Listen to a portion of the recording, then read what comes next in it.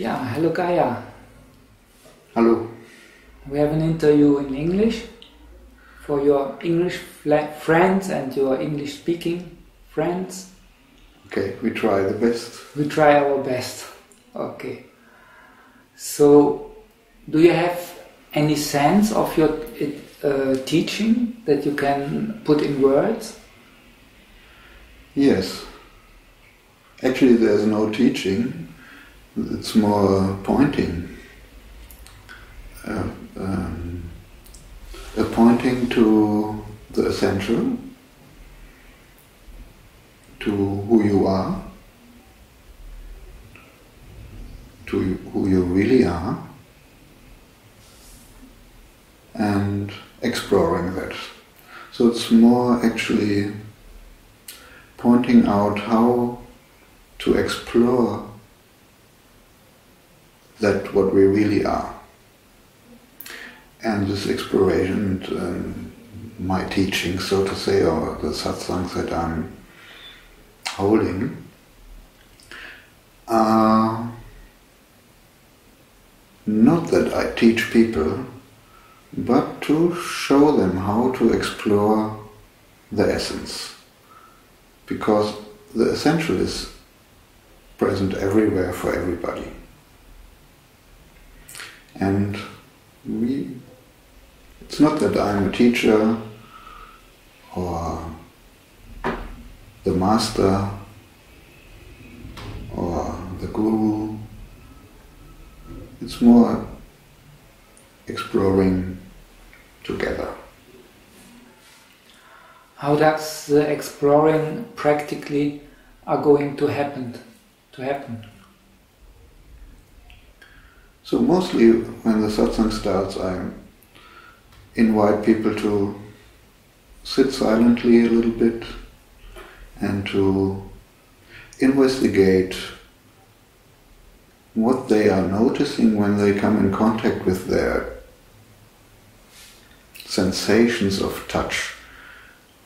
For example, right now you touch with your feet the ground, or with your sitting bones and the chair, myself the same. And to come in contact just with that sensation, which is not who I am, that's something I am aware of. And mostly what happens for many people, or for those people that have not stored traumata that they had with the ground from bicycle accident or whatever, notice something calms down. They can relax. And then mostly I speak a little bit about whatever comes in that moment, some experience, some recognition, some things what I find right now interesting to speak about. And then I start to invite the people for exploring themselves and not take me as an entertainer or take me as a teacher who's holding a lecture. Because all this, or many of these wisdom is written in many books. But then it's a second-hand knowing if we take this wisdom. But when we explore for ourselves, then there's this direct experience. And this is something I cannot really, nobody can take it, because it's explored by myself, so to say.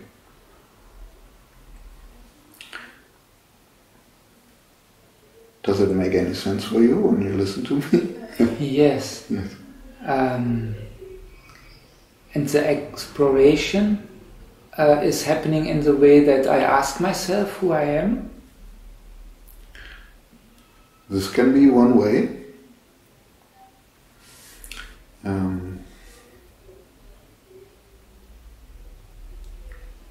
Some people ask me, what is my lineage or my spiritual lineage? And actually, there is not really a spiritual lineage, but if we want to speak about it like that, then it would be the lineage of Ramana Maharshi and Papaji and Isaac, which are my teachers, so to say.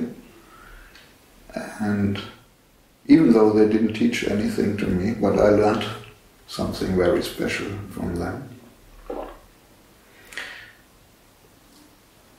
And Ramana somehow was the first one in this modern world, so to say, who was meditating with this question, who are you or who am I? And was also asking the people that approached him for liberation or enlightenment to find out, who are you? Who is the one who wants enlightenment? And is the one who wants enlightenment really you? So this can be one approach. And but yes, can I ask something to that? But it doesn't mean that the mental answers that maybe the mind is giving to that question, they are not important. Important is to be thrown into oneself, or can I say this? Yes, you can say it like this, because every answer is not really true. So we can name it consciousness, awareness, the divine, the space in which is everywhere. So these are just names. And in this question, who am I, in my experience, is somehow hidden this movement to give an answer, to name it. And I found another question which I actually prefer to investigate. How is that what I am?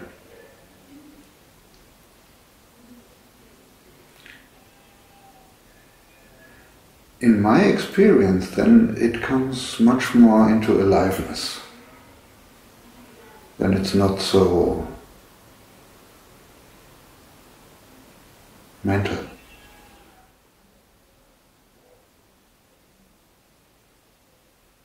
So, right now, somehow it's clear that I am here. Whatever it is, what I am. So, but I am here because I am aware of experiences here.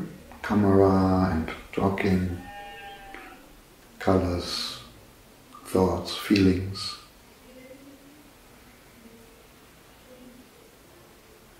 And I am aware of it.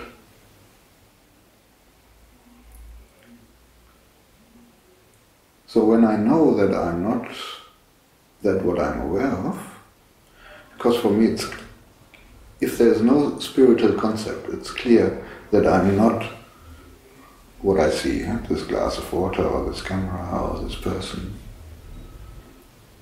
So what I am is something different. It's also not this, because also that's what I see and what I can explore through sensations. And when this sensation is finished, I'm still here. So that what I really am must be something else. And so when I let go, for example, of these experiences, of the thoughts and the feelings, and they don't need to stop because they just are happening. But when I look, what remains when these thoughts, feelings, sensations don't get the attention,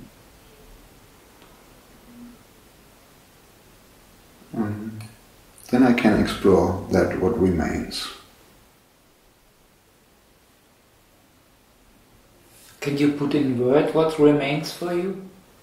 What you found out?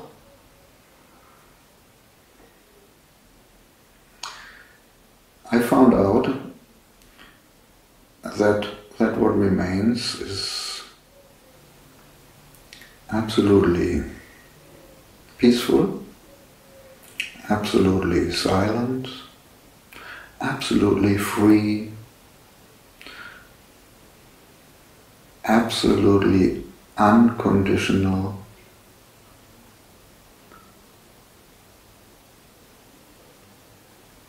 it is without any need, without any stress.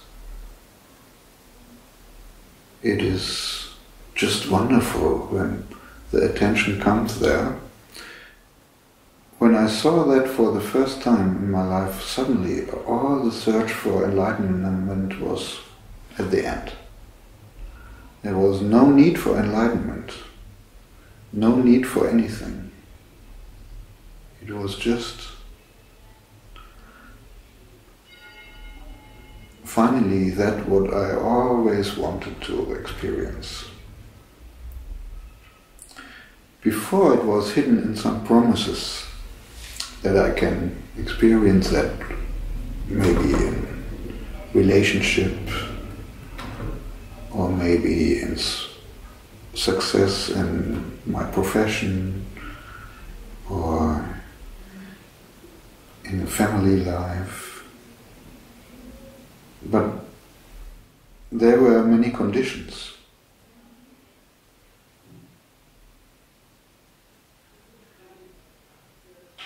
But that what remains is absolutely unconditional.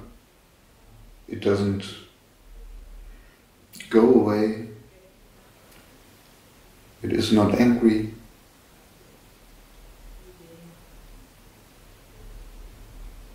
It has no moods. And now I say, when I speak about it, and it looks like that I speak about something which is somewhere, has nothing to do with me, but this it is who I am. It's really me.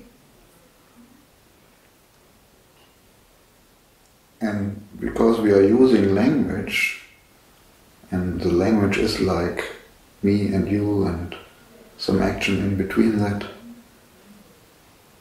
I speak like this. But it, that what remains,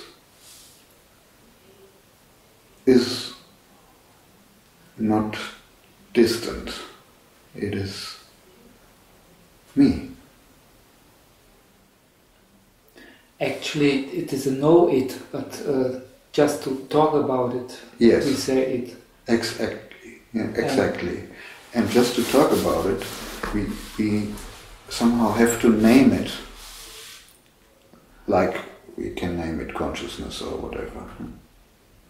And is your experience that everybody describes it in a different way, because everybody has a different way of seeing or feeling it? So everybody that I met and I was exploring with these people, they all described the same.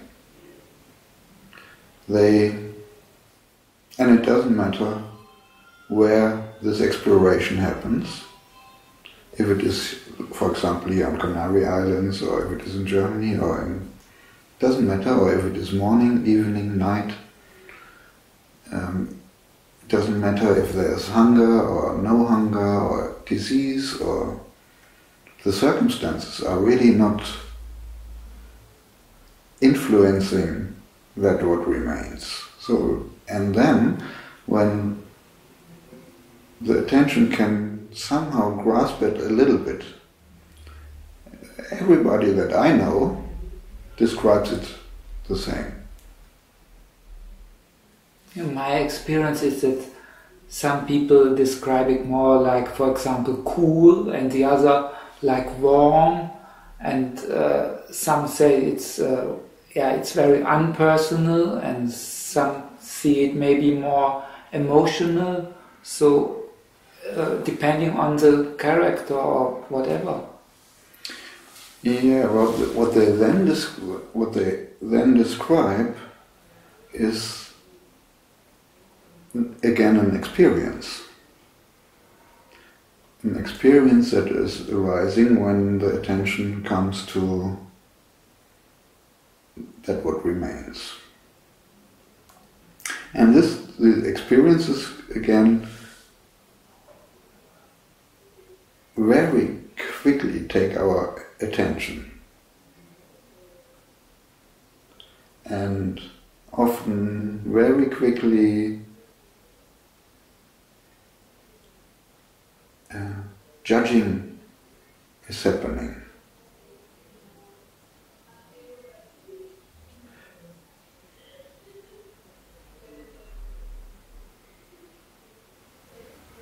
And the experiences that can happen when the attention comes to that what remains can verify. But when people describe exactly that what remains, then all the people say the same. It's silent. They mostly, or actually always, nobody knows something what is more silent. They say it's peaceful. They say it has no beginning and no end. They say it has no form.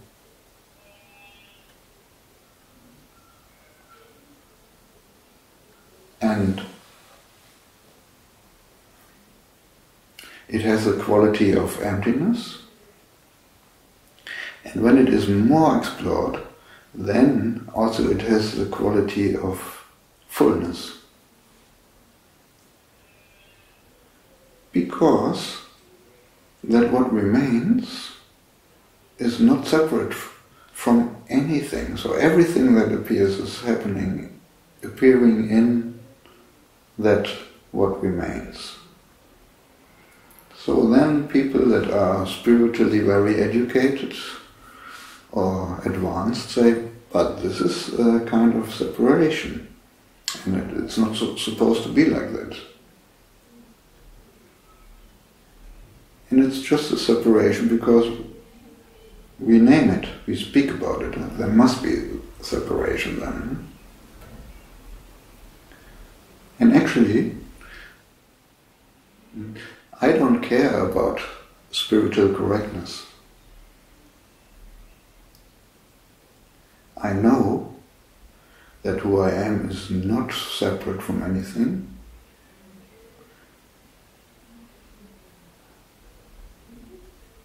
And also I know that who I am is not what I see. So this creates a kind of separation.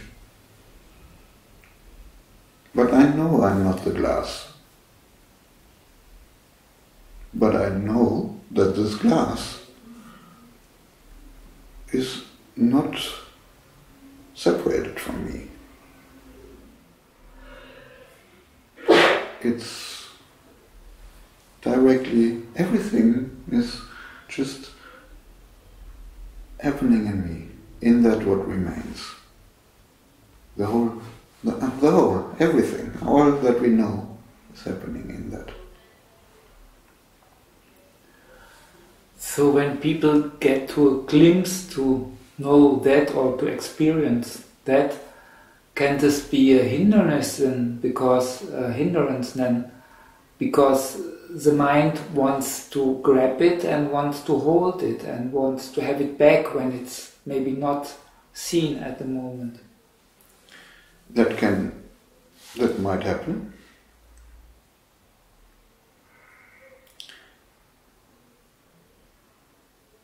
But right now,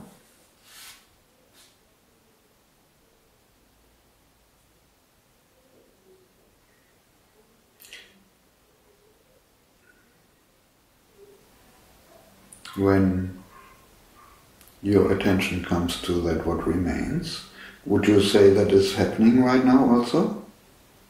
That your attention has a glimpse of that what remains? Yes. Yes. And I ask the other people, some other people also, do you have a glimpse of that? Yes. Yes. Mm-hmm. So what happens when you try to get rid of that what remains? How successful can you be?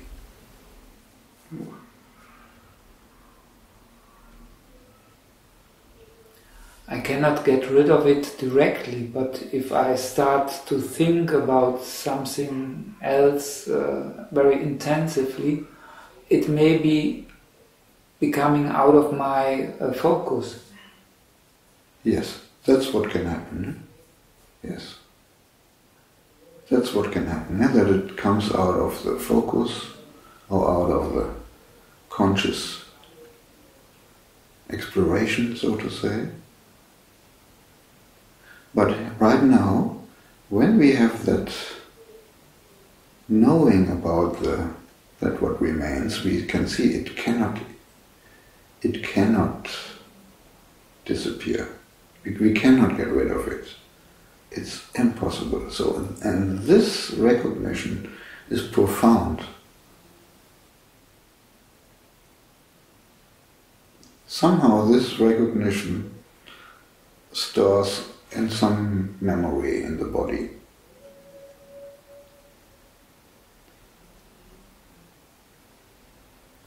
And the difficulty can be then nice experiences can happen. An experience to be peaceful or to be content or to be happy, to be joyful. And then there might happen something in life and that takes so much our focus, and suddenly some different experiences there, sadness, anger, despair. And often then this is interpreted as, oh, I lost it. I lost that. What we can see now, it's impossible to lose. So this might happen. And then often it happens that people want to have again some nice feeling or sensation. And this feeling or sensation is mixed up with that what remains, because that what remains is not a sensation, it's not a feeling, it's not. But to describe it, we have to use somehow what we have learned, feelings or thoughts, or we have to use these to describe it. And I also know out of experience that I had very blissful states and they were changing, and I was thinking, oh, I lost it. And I was looking for the blissful state again, which was not up to me.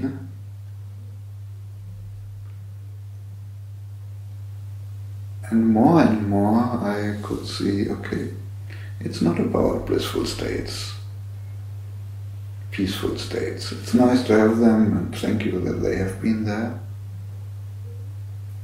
But that what remains, it's much more peaceful and much more blissful than any state that was appearing. And yes, of course, we are human beings. Yeah? Human beings have wants and needs, and these human beings want mostly what they don't have and don't want what they have. Called suffering.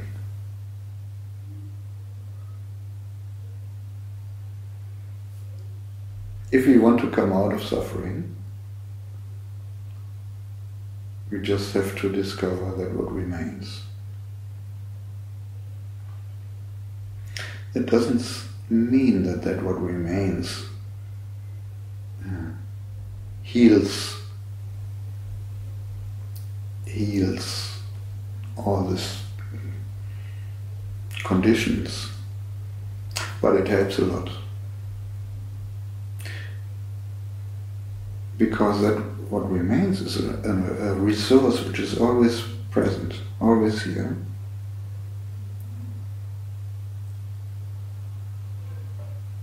We can be aware of that in the darkest room.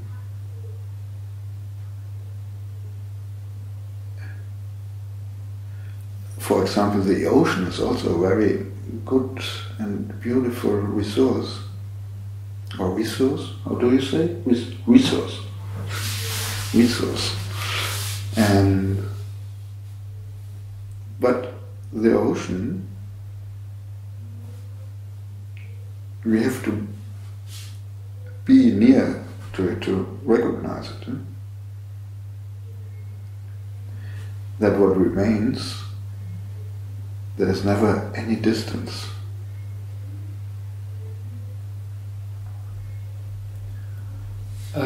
What helps to be aware of that what remains?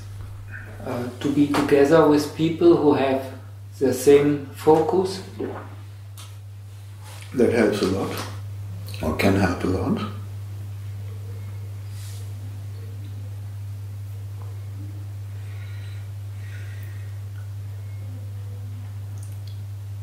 That has a very good power to create a field of consciousness.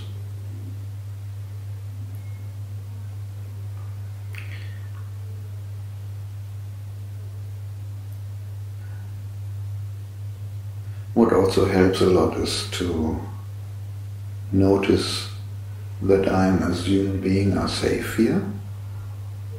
When I'm safe as a human being, then it's easier to meditate. When this human being is in danger, then it's more important to survive. Then meditation is not such a good option. But mostly this organism just thinks that there is any danger, but there is no. And when this is clear, then meditation is easily possible. Meditation in this case means to be aware of that what remains. And meditation, like most people understand it, just to sit and to close their eyes and to look inside, it helps also to get what remains in the focus. It might help, yes. It might help. I don't know what people are practicing when they sit down, close their eyes, and when the intention is to find out what remains, then that can help a lot. When they try to sit there and to come into a certain state, then it can be not right on the point, so to say.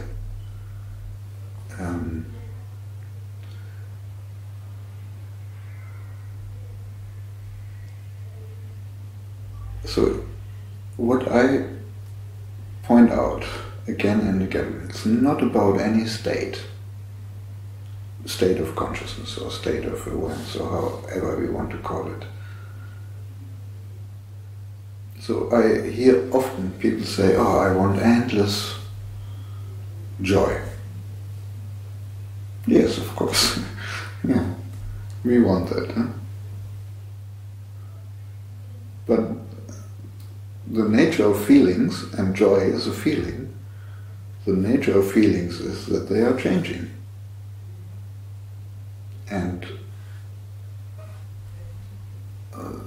all the feelings belong to humanness. So we are human beings, or we are experiencing human beings as that what we are. We are experiencing human beings, and they have joy and anger and sadness and fear and all that feelings. So all these feelings belong to life. If we say, I just want to be joyful, always joyful, joyful, joyful, just imagine that, yeah? You have a friend or a partner who's always joyful, only joyful. It will be boring for very quickly, yeah? So it's just a thought that we want to be joyful always. And I like it also to be joyful, but I also like it to be sad. I also like to explore anger, even fear, even disgust. And to see behind all that, or in the middle of it, there's that what remains. Silently, peacefully, unconditionally.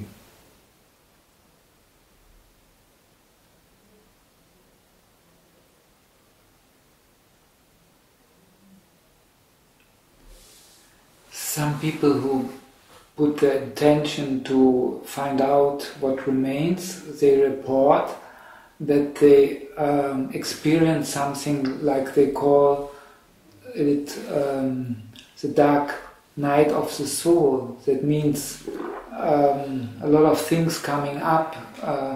Is this also your experience? Yes. Yes. And that painful stuff that can come up now has space, or it is okay that it shows up finally.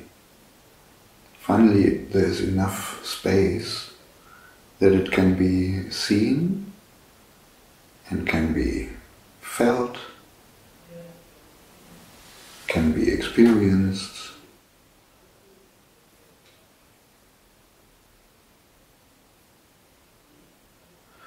I often sometimes hear people that are afraid of the dark night of the soul say, oh no, I don't want to go there, because then, I said, you are already in the midst of it. It's as soon as we are interested in truth, you could say we are already in the midst of the dark night of the soul. Otherwise, why should we be interested in truth, or in waking up, or in liberation, or disillusionment, or however we want to call it?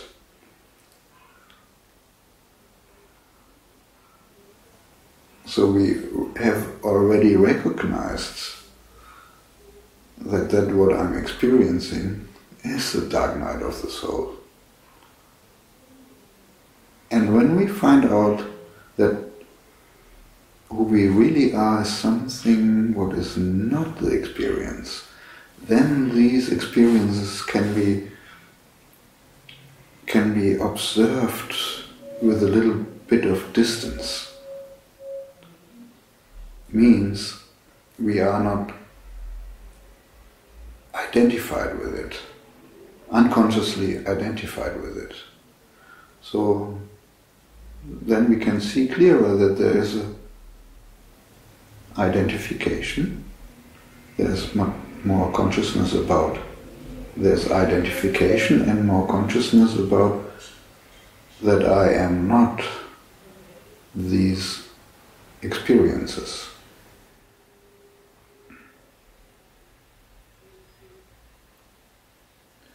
Now you have mentioned identification. Some people say that all their identification has fallen away, and other, they say, to live in this body there must be a rest of identification with the body. How is it for you? Yes, it's here, absolutely now here, identification with certain things, which is not a problem at all. And people that say, I have no identification, are just, in my eyes, liars. They lie. They're pretending. It's not true. Because then they wouldn't even speak. Why should they speak? Or why should they even say that they don't have any identification? For what? Then must be an identification. Because if you would speak to me, and here wouldn't be any identification, I wouldn't even notice that you speak to me and that I should answer.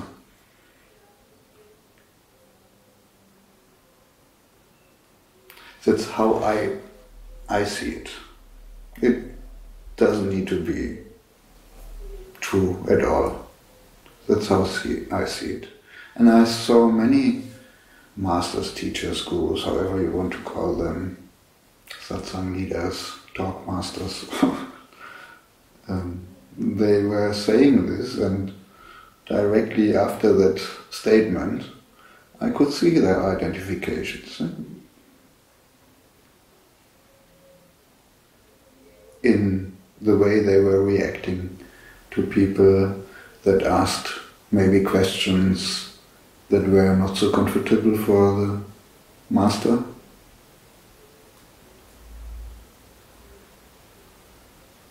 Or started to blame the master in any way, and suddenly there was a reaction happening that wouldn't happen without identification.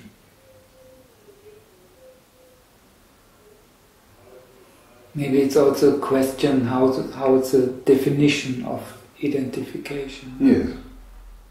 Yes, so there, yeah, and it's very important to clarify that. What does it mean, identification? Is it identification or is it attachment? And these are different things, different experiences.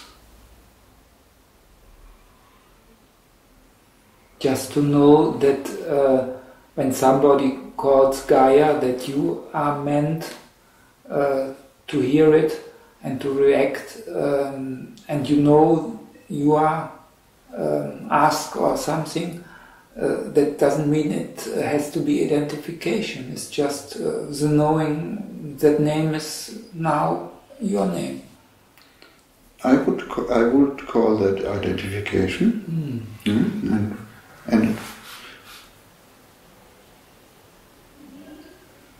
And I have no difficulties with identification, because I know identifications are necessary for conversation or social interaction.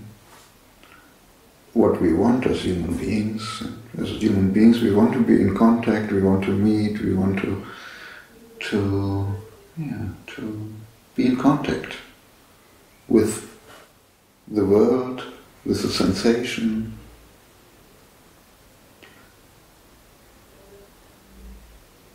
And also attachment is just attachment. Something is attached to a certain behaving pattern. It's not a problem. There are anyway no problems.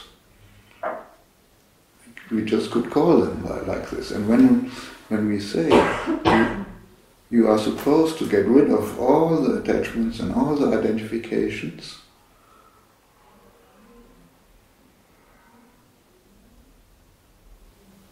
it doesn't help to notice that what remains. We can notice it now with all the attachment and all the identification. It is not important that stops. Also, it's not important that any thought is stopping or any feeling or anything.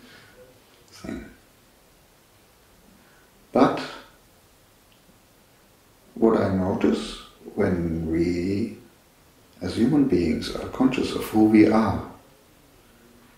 And this can radiate somehow through our expression. It might help that more people can recognize it. And more people can recognize, wow, it's something possible which also can have an influence on human beings, politicians, churches, or economic systems, money systems. It might take a while, but if we don't start, or if we wait that they change and then I change, then we are in the waiting mode. We still wait for the Jesus Christ or whatever who can save us. Can you say in what way it is a help to feel the feelings and not to suppress them? Yes.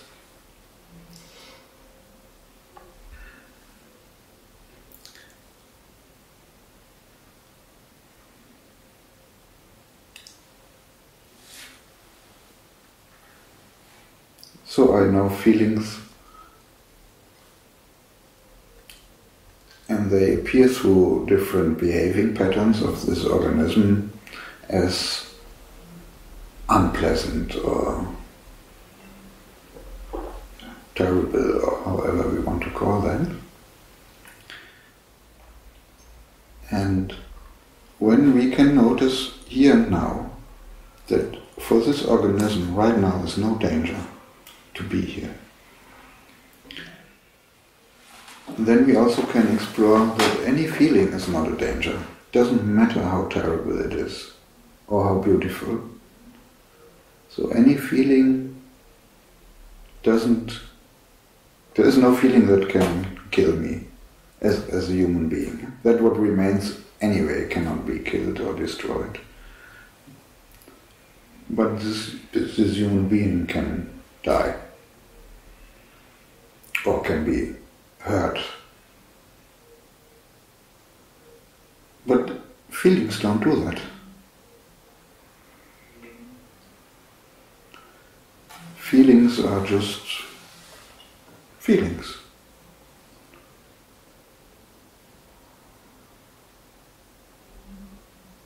And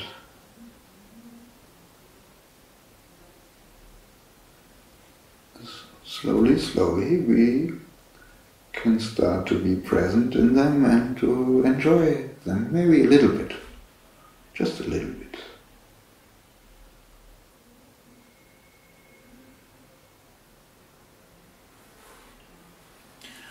When I have in my mind, it may be good to feel the feelings, it makes me more alive, but at the moment I don't feel anything. Is there a way to get more clear with the feeling or more near to the feeling, to get it shown up?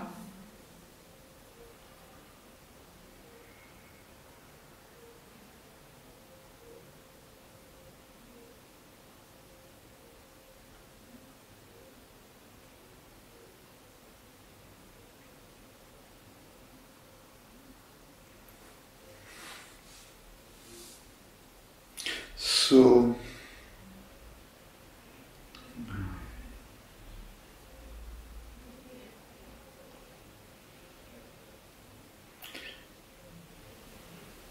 I know that many people have difficulties to really express what kind of feeling is right now here.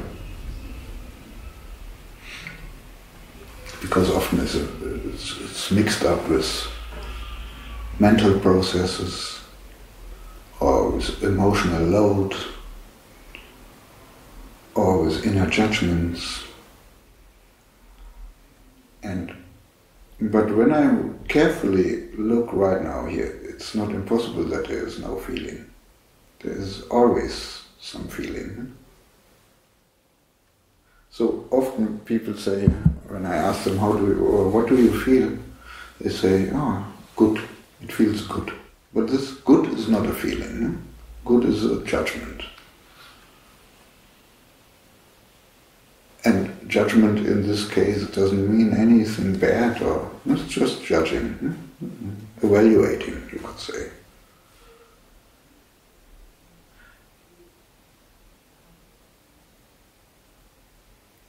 So if I would describe the feelings that I'm experiencing right now, I would say it's a mixture. It's a mixture of feelings.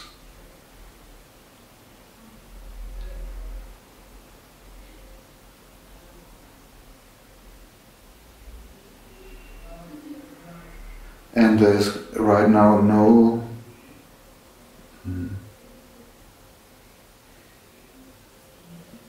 they don't threaten me, or they are not uncomfortable. And mostly when I know from individual sessions that I was taking, trauma sessions, trauma work, that it was difficult for me to label or to name, then it was very helpful that my therapist, if I want to call him like this, or my supporter, was asking good questions. And that I could track it better and to find out what exactly is creating this sadness. And to notice then, wow, it has nothing to do with the situation right now. So to recognize, that these are old feelings. And for some people it's really difficult to come in contact with feelings. They are there. And I would never force anybody that comes to me to feel a feeling.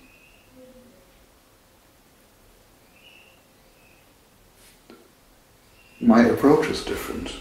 Out of experience, how I learned for myself what helps me.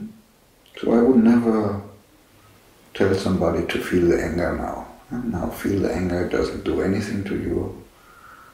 Or feel the sadness. Sometimes we have to suppress them because it's a surviving pattern.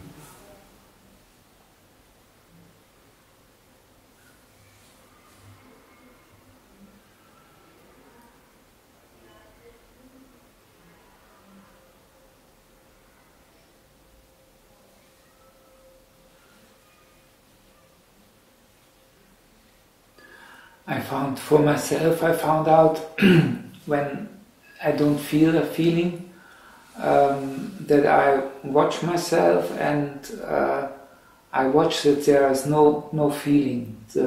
I feel this no feeling, and then I can check: is this more calm or more alive? And then just to get open, and then in a way maybe the feeling is coming.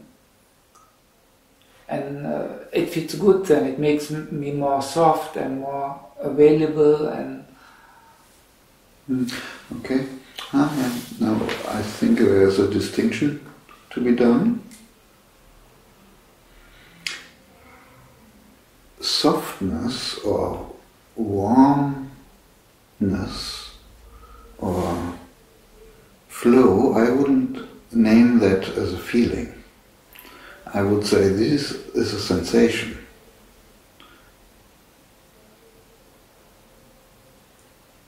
So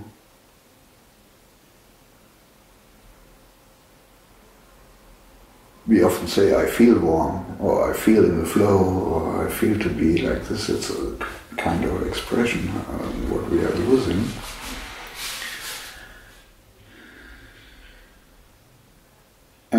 I noticed in the work with people that when we start to notice feelings and we can express it somehow, we can name it a little bit, we can start feeling it more without having the internal feeling of threat or things like this, then when we start to be present in that feeling, then this warmth can happen, or cold, whatever, sensations can be recognized. Feeling the connectedness, but it's not feeling, it's sensing the connectedness. It's how I express it. It's not that I say it is like this. The way how I interpret or how I label. Feeling is more something emotional, but also there I make a distinction. The feeling is very neutral actually, the emotion mostly is loaded. So anger that is just felt present can be without any load. When it is in a way suppressed, then it can really show up as an aggression or with load. Sadness with deep crying as a load, and mostly loaded in blaming. I'm so sad because you are not like that and that and that. So that's what I call emotional load. So the emotional load has something to do the connection to a story behind it. Yes, story, old behaving patterns, surviving mechanisms, trauma, whatever trauma is. And also this is a kind of definition.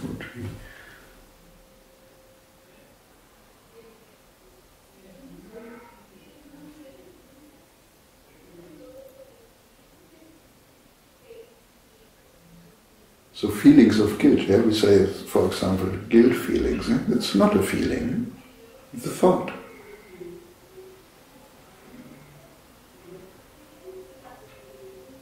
It's a thought that creates sensation of stuckness and creates a feeling of fear. Fear to be punished. The thought, I'm guilty. That's how I see it right now. And when the feeling is suppressed, then it becomes a sensation in the body, like becoming anger, also narrowness. Yes, it can be like that. It can create diseases. It can create behaving patterns that are not nice. Yeah. And can you repeat the question? I lost it. Oh, I also you lost it also.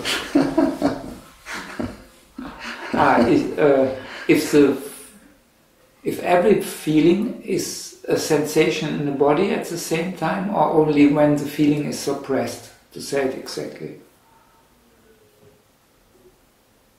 So all these thoughts, feelings, sensations are mostly in a very, or what mostly, I think always they're going together.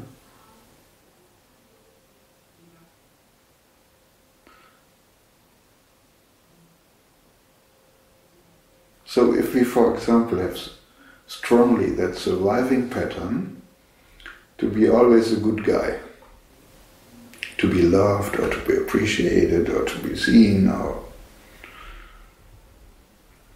So in this way of behaving, which I know very well because it was one of my surviving strategies, the things that I evaluate as not, or as bad, or evil, or they are not allowed then. Like for in my case it was anger. So the anger, but there was anger. But people that were angry or were aggressive, so I mixed that up, aggression with anger. They were a no-go for me. People that were beating their children or their partners or whatever, they were just a no-go. So for me also anger was, I didn't know that there was anger. So the anger in my system was so suppressed for surviving in the childhood that it created diseases like cancer. I had a cancer diagnosis in the 80s.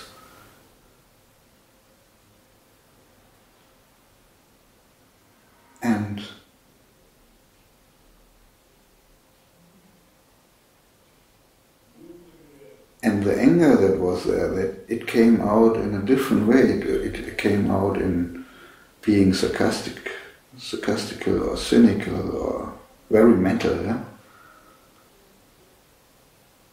But I wasn't able to notice that the anger is there and doesn't belong to this person that is next to me, yeah? Where I was then cynical, mostly my poor partners.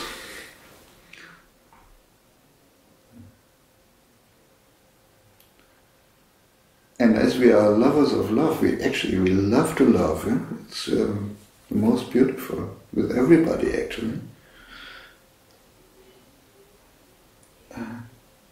We don't want to hurt people intentionally, but it happens so quickly, yeah, when the anger is suppressed.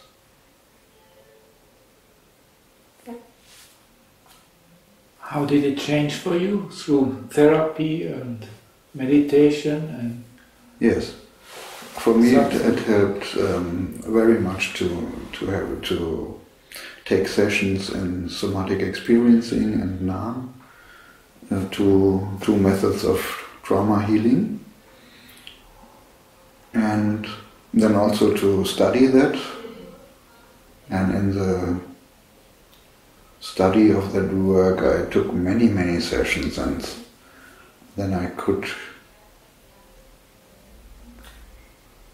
more be present in that anger and could see where it belongs to, why I was angry, what actually made me angry. And also in the time when I had the cancer, I could see that already, and started, when I noticed there was anger, and I could notice it a little bit, to really say it, that pisses me off, or that was, before that it was suppressed.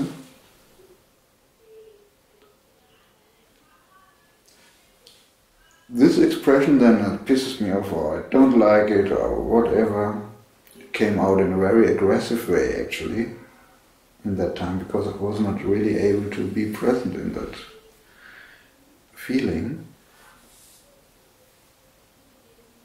Caused that I divorced from my wife, or she from me, or divorce happened. Yeah?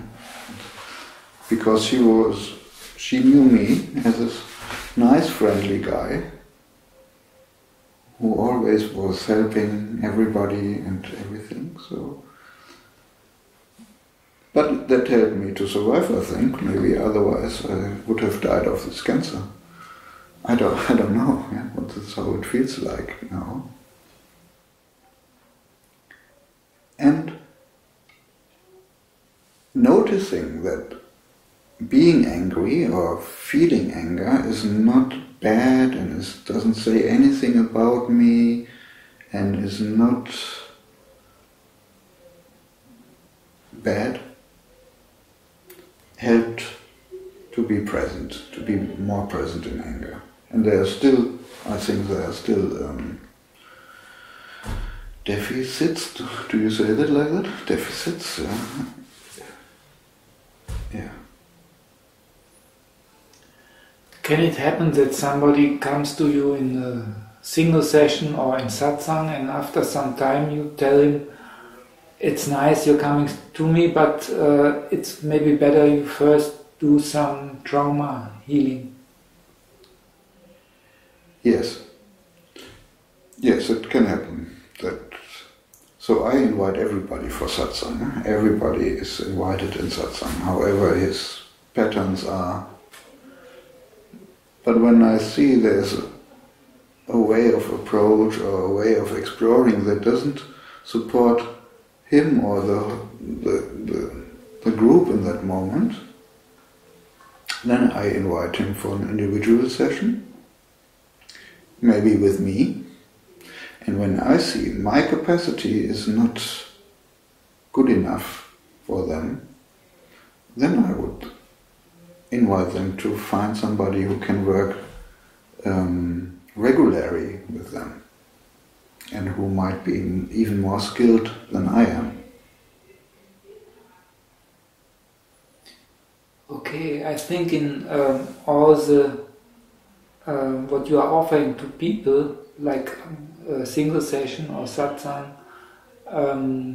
it's always pointing to the same, to the truth. Can this be said? It depends. It depends really what the person wants when they come to the individual session. When they come to satsang, yes, this is the first, the foreground, so to say, that I point to, that what remains. This is the most important that I see in satsang. Sometimes people come, I'm using some of these tools that I have learned through somatic experiencing or Nam. But when I notice it takes now too much attention, then I invite for individual sessions. And in the end, for us, for everybody of us, it is to notice that the danger is over now. So to notice that not only mentally, but also emotionally and sensationally, with the whole. And then a kind of well-being can start to happen. I feel well here. Or we can say I feel happy.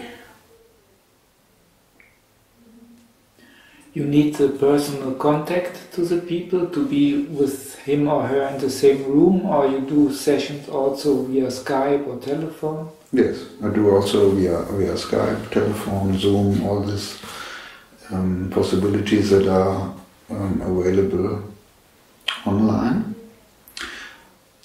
Of course, the best is to be together directly, because there are so much signs that everybody is giving that I can pick up and maybe reflect. Or in Skype mostly we see only this part of the body, that I just can guess that this person maybe is moving his legs or whatever.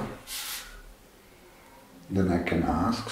But when I'm seeing it directly, I immediately can pick it up and maybe use that for a question to explore. person can see, the nervous system is starting to go into the flight or fight modus. But I do it, even sometimes only with telephone where I just hear the voice, which is also good. Can be a lot of information can be in the voice. And what you are saying or what you are pointing to, this comes spontaneously to you? It depends what the person wants. Huh? So sometimes people come to me because they have attained a satsang and have some questions, but they don't want to speak it in the public, or it's very specific, so they want to have some more clarifications and statements that I was saying. And then we do it like this. They just want to so-called wake up or to practice to more focus on that what remains. And then it's different. For example, if somebody comes to me and says, I'm so much stressed in the relationship with my partner or with my boss or with my colleague or with my parents or whatever, and I want to have more safety there, then there would be a different approach. So when somebody says I want more safety or more stability, then I would go there and look, how can we find it? Huh? Or what is in the way to find stability? And then it might happen that after the session people say, wow, my legs are here now, I'm feeling my sitting bones, I'm connected, I'm strong. Wow, yeah, that's what I wanted. So it really depends. And you're giving satsangs in some period once a day, like here now at La Gomera, but you're also offering retreats. Yes. Then there will happen more satsangs every day, and the people don't talk, or how it works? Oh, yeah, that's a nice question. Yeah, thank you for asking that. In the retreats, mostly I offer silent retreats, which means we are invited, all of us, we are invited to not talk so much, mostly in the breaks. And in the silent retreats, we eat together and not talking, or not talking so much. So we can ask the practical, or speak the practical, yeah? Can you give me the salt, or whatever that is. And nowadays, and that has established in the last years, a retreat is, the day of a retreat looks like this. Mostly in the morning, before we have the breakfast, we do a meditation. Means we sit together and then either I speak and guide people to that what remains with their attention, or we're doing some healing work, meditation, different. It's different. It depends also what people like and what I like also. And after that there's the breakfast time, which is in silence, and we will have a satsang. Then there will be lunchtime. Satsang is normal, asking questions or exploring. Also that what remains, but also explore the patterns that seem to prevent us being aware of who we are. There will be the lunchtime. After the lunch, mostly I'm available for individual sessions where we can do trauma work individually. And after that I'm available for essential healing. It's a healing method that somehow developed, and people just rest and lay down, and I also guide them a little bit through the nervous system and then come to them and touch them on shoulders and head. And mostly in these healing sessions also some processes start to happen. Then we have dinner, and after the dinner we have another satsang, and then we go to sleep or to smoke or to drink wine or whatever is supposed to happen. And the invitation is, when we do that, to stay without talking. I also say the not talking doesn't help you to get enlightened, but it helps you to be more conscious about what kind of patterns are going on. And there are 3 days retreats or weekend retreats or 1 week retreats.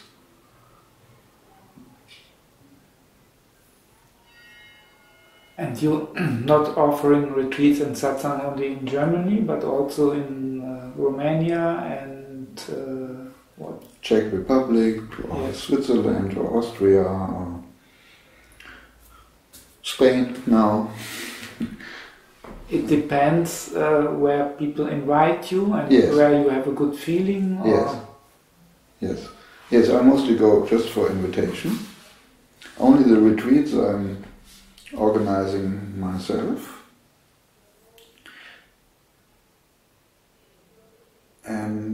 But yeah, I go where it is easy and where people really want me to be there and are supporting that also some people come there. And for me it's not important to have a place and come many people. It's not really important. I much more appreciate the quality of meeting. And there can be satsangs just with 5 people, or there can be satsangs with 25 people, but that is not so important for me. And the language is never a problem? You translate in these countries, somebody translates what you're saying? Some people translate, but translating is sometimes a difficulty. Even when we speak one language can be already a difficulty. And when it is translated, for example, into Czech language, where I just know some words, I have no idea. Sometimes in the reaction of the people I can notice, okay, that what I have said and what the translator understood, and then what he was saying was not what I meant. But yeah, that is happening sometimes. And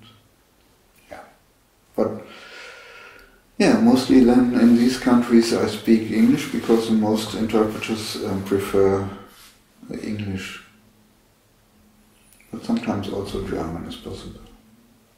But you feel good in these countries. You don't feel like a stranger or something. You are happy also there. You like it when the people are alive. And what I like is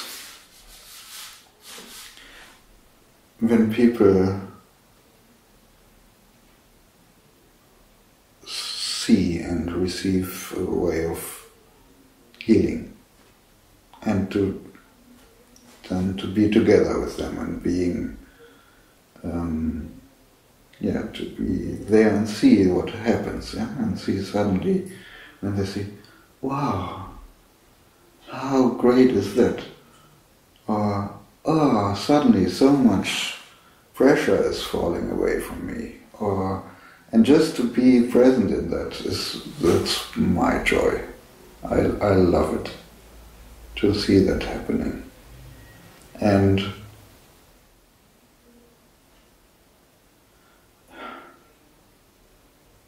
this can be in every country.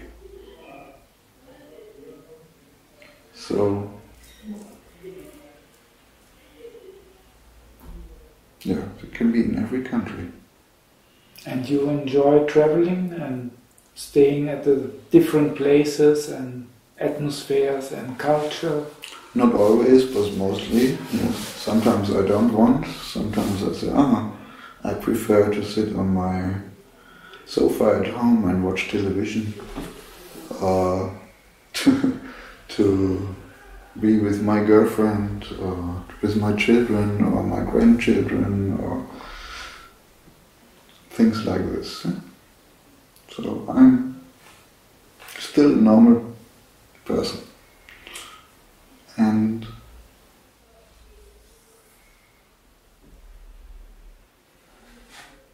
but when the travel starts and it's happening, then I like it. I like everything, all that is happening. But sometimes also the mind says, I prefer to have a different experience. So we have the mind. You're friendly with your mind? I love it. I love the mind. And yes, I love it. It's beautiful.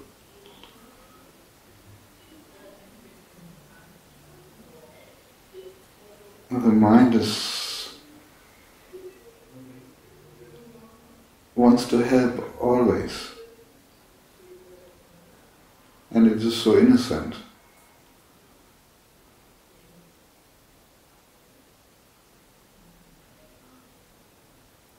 So I notice sometimes people experience, wow, it's so easy. I don't have to do anything, it's just there. And maybe 10 seconds later the question comes, how can I keep that? And then I see the innocence of the mind. Yeah? The mind wants to help always, even when there is no help needed. It's just lovely.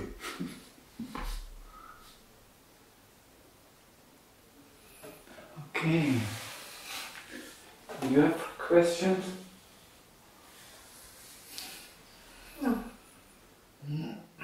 I just when I said, sometimes I just want to sit home or stay home and watch TV, I saw her face, how can he say that now?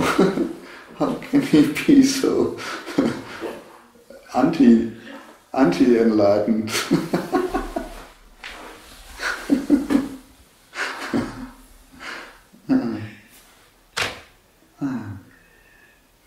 Watching football. Yes, I love soccer. Yeah, I saw on your timetable something like a World Championship Satsang or something. Was it a joke or what does it mean? Yes, it's a kind of joke and a kind of my humor, but when the soccer championships will be in summer, I took this time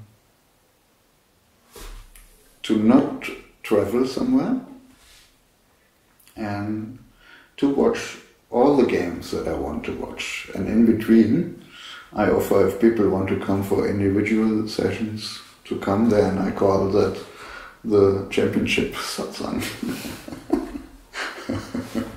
It's my strange kind of humor. Okay. Is there any other aspect, issue you like to talk about?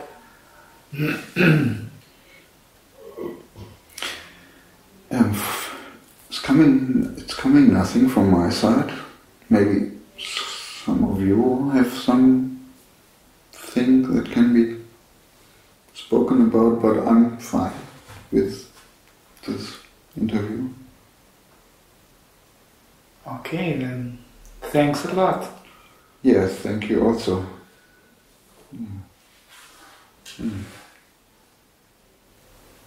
Namaste.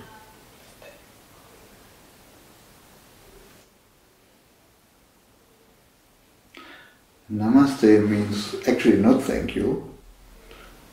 Namaste means just I appreciate that what remains. Because that is in you and in me and in everything.